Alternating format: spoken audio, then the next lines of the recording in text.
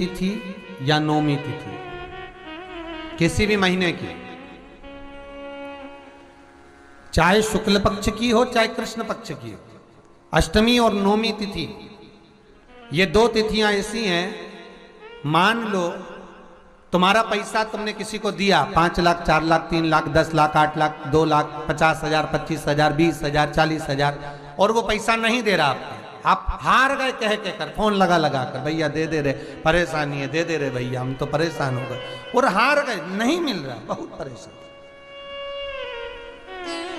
तो महाराज किसी भी अष्टमी या नौमी तिथि के दिन आप मां जगतजननी जगदम्बा का शिव के साथ में, शिव शक्ति का स्मरण कर कर देवी के नाम की 9 आहुतियां, सूखे बीले की, मतलब बीला जो सूख चुका है उसकी 9 आहुतियां अग्नि में शंकर और सती के नाम से, शंकर और शिव के नाम से समर्पित करें, और आखिरी आहुति जो समर्पित करें उसमें थोड़ा सा भाग तिल का, और तिल भी काली नहीं चढ़ती उसमें, श्वेत तिल का भाग उसके साथ लगाकर समर्पित करें, और जिससे धन लेना है उसका नाम लेकर वो समर्पित करें महाराज, उसको सुध आएगी, और वो पैसा किसी भी हाल में आपके हाथ में थमाकर जाएगा ही, ये पक्का है।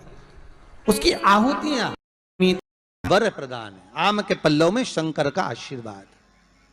11 आम के जो पत्ते जिस डाली में लगे होते हैं, वो डाली कोमल सी डाली, 11 टुकड़े महाराज एक कच्चे सूत से लपेटकर 11 बार, उसका भाग जब उसको लपेट लोगे इस तरह से इकट्ठा करके, आगे का जो भाग है 11 बार कच्चा सूत लपेटने के बाद जो भाग पीछे का आगे का कोई भी हो, उसको शहद में डुबाकर शिव जी को समर्पित कर दो। किस जगह पर रखना है? अशोक सुंदरी वाली जगह। अशोक सुंदरी की जगह जानते हो आप लोग, पहले भी आपको बताया है, आज फिर आपको वर्णन कर दें। जैसे ये गोल जलाधारी है, ये शिवलिंग रखा है,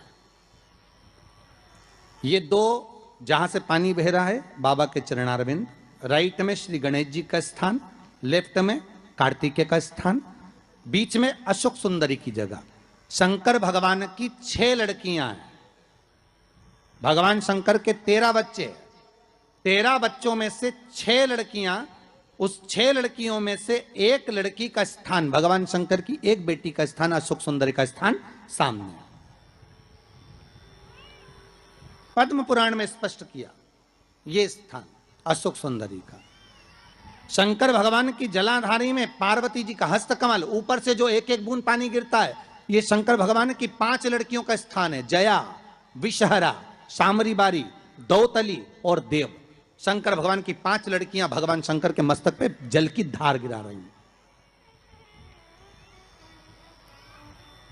बीच में जो अशोक सुंदरी का स्थान है महाराज, उस जगह पर शहद का मुख, जो शहद आपने भिंगोया है, उस शहद का मुख शंकर जी की ओर कर कर इसी चय में, इन्हीं नवरात्रि में शंकर भगवान के उस अशोक सुंदरी की जगह पर शहद का भाग शिव जी की ओर रख दें।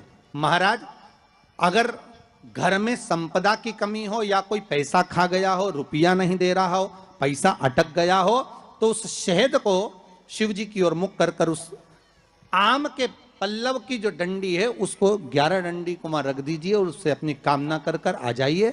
हो सके उस शहद में से थोड़ा सा शहद किसी रुमाल पर, किसी कपड़े में लगाकर उसको रख लीजिए। जिस व्यक्ति से पैसे लेना है, जिस व्यक्ति से पैसे मांग रहे हो, उससे एक बार जाकर मिल लीजिए, एक बार उसको खबर कर दीजिए। बाबा चाहेगा भोलेनाथ तो नवरात्रि में ही पैसा वापिस आ जाएगा, अगर शिव कृपा कर दे। ये बाबा की करुणा।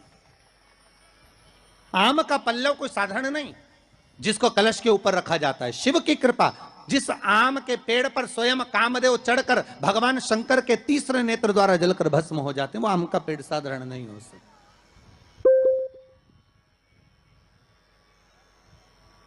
सहज नहीं है।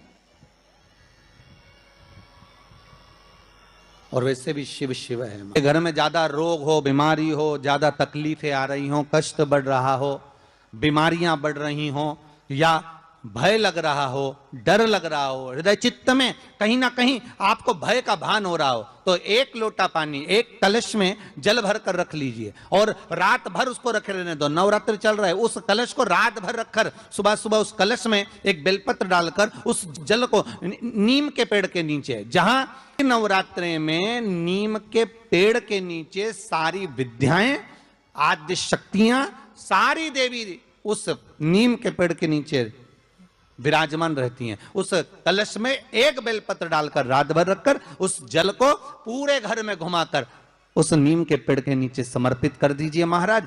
घर में भय लगना बंद हो जाएगा, कोई बड़ी बीमारी आपको घेरेगी नहीं और उस बीमारी से, उस रोग से आप मुक्त रहेंगे। उस बीमारी से, उस रोग से आप मुक्त पाएंगे, वो बीमारी आपको घेर नहीं। विश्वनाथ को कुछ नहीं चाहिए, मेरे शंकर को चाहिए क्या?